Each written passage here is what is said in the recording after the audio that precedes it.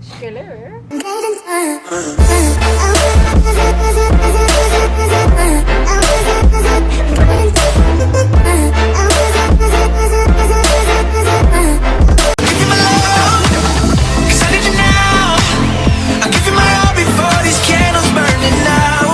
Everybody, I'm Haven and welcome back. Today's video is going to be my AEW All Out thoughts and recap. It's not going to be an in-depth review because so much happened. They had a lot of good moments. Just go watch it if you can, okay? But before I get started, I just want to say, if you are not already, I do not know what you're waiting for. Please be sure to hit that subscribe button, become a Haley, hop on a spaceship, and let's get into this video. Okay, so the pre-show, I only saw half of it. What I missed was the women's casino battle royale. It was like a battle royale pretty much to see who was going to be the #1 contender for the women's title.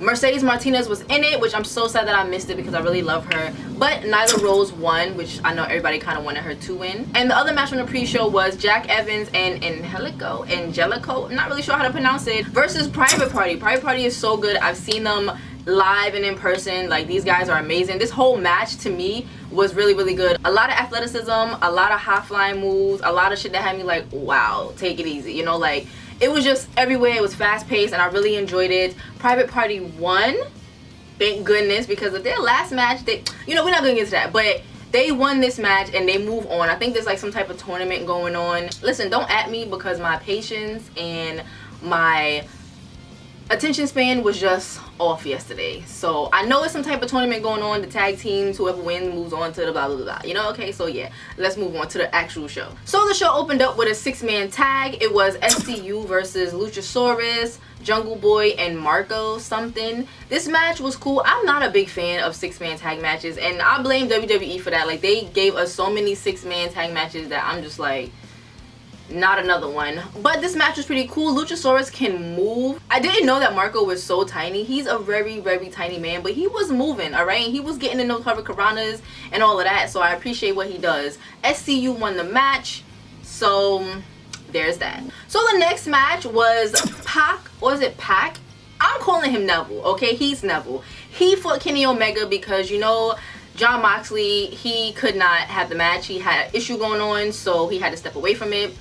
This is the match I wanted to see personally, and I feel like they really delivered. This match was so good to me. I love Neville. I'm not a big fan of Noodlehead, only because his fans are so freaking annoying, but he really is good in the ring. They had funny moments where, you know, one of them would like lay down on the ground, the other one would like step on his back really stupidly and kind of like leap off. Thought that was funny, but then they got down to business and I feel like they were really trying to murder each other. I did not appreciate how Kenny was handling Neville because I'm like, hold up, first of all, I love this man. Do not treat him like this, okay? I really was shocked because Neville won. He made Kenny pass out. He had him in a submission and Kenny took his ass to sleep. Only thing he was missing was a pillow and a blanket, all right? And I was excited because I'm like, yes, I didn't expect you to win, but you did. I'm very happy about it. If there's only one match that you watch this match because you need to support Pac, okay? Okay, yeah. So next up, we had a triple threat match. It was Jimmy Havoc versus Joey Janela versus Darby Allin. This match was intense as hell. It was pretty much like a hardcore match. This man, Jimmy Havoc, pulled out a stapler and stapled himself.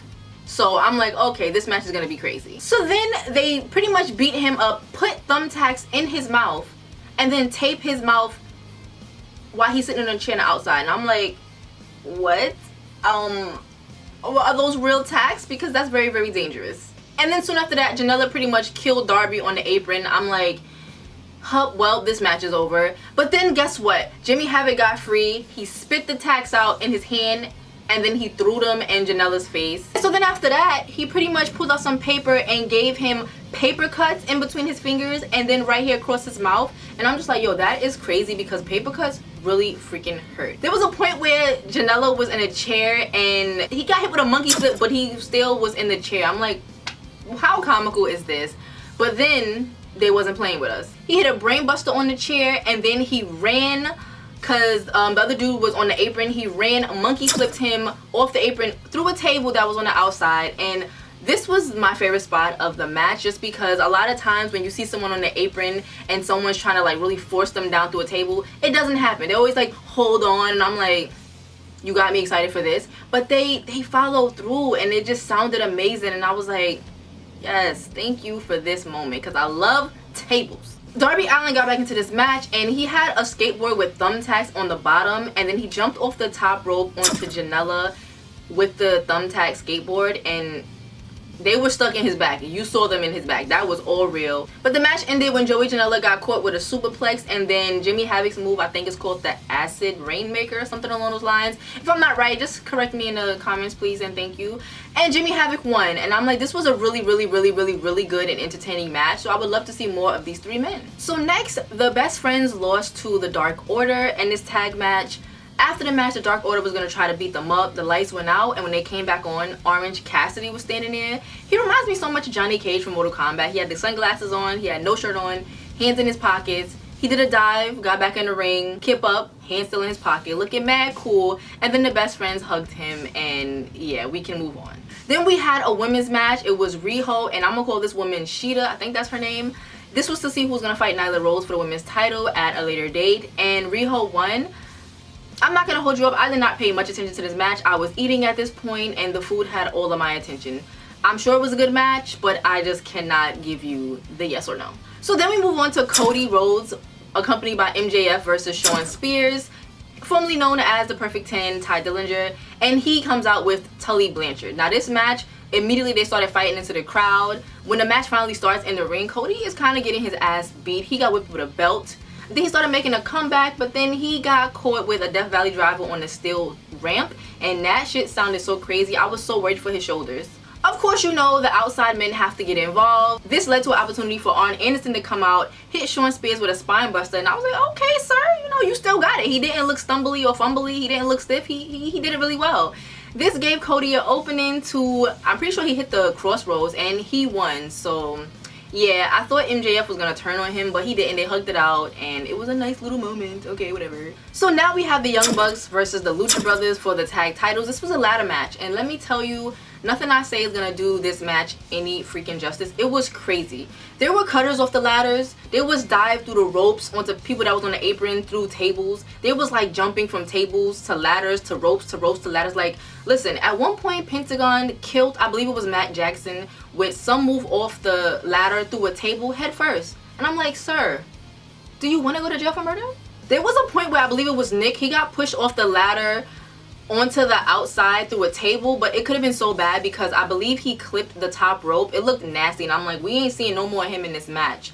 And then Pentagon, his mask got taken off. These Young Bucks are fighting real dirty. His mask got taken off, but guess what, stupid Bucks, you lost anyway. All right, the Lucha Brothers won, and then they got attacked by masked men. And when these men took their masks off, it was LAX, Santana, and Ortiz. And I was like, wow, yes, I've seen these guys live too, and they're also really great. And side note, Ortiz looked really good with those braids. Can he keep them? Hello? And this brings us to the last match, which was Y2J versus Hangman Page. This was for the AEW World Title. This match was good. Jericho got busted open with a discus forearm, and honestly, Jericho really does still have it. He was doing some moves, and I'm like, you know, even though Jericho's looking a little beefy, he can still move. And this match was good. There was dead eyes, there was walls of Jericho's, there was lariats, but guess what, Jericho freaking won with the Judas something, his little spinning elbow. Okay, he won. Wasn't happy about it, but I'm not really mad about it either. Jericho is Jericho. He's a great ass wrestler. So yeah, you know, I actually really enjoyed this pay-per-view. It had its moments that I was like, oh my god, check my watch. But all in all, it was a really good pay-per-view. So if you didn't watch it, go watch it, okay? If you like this video, give it a thumbs up. Don't forget to share and subscribe. And I will see you all in the next one.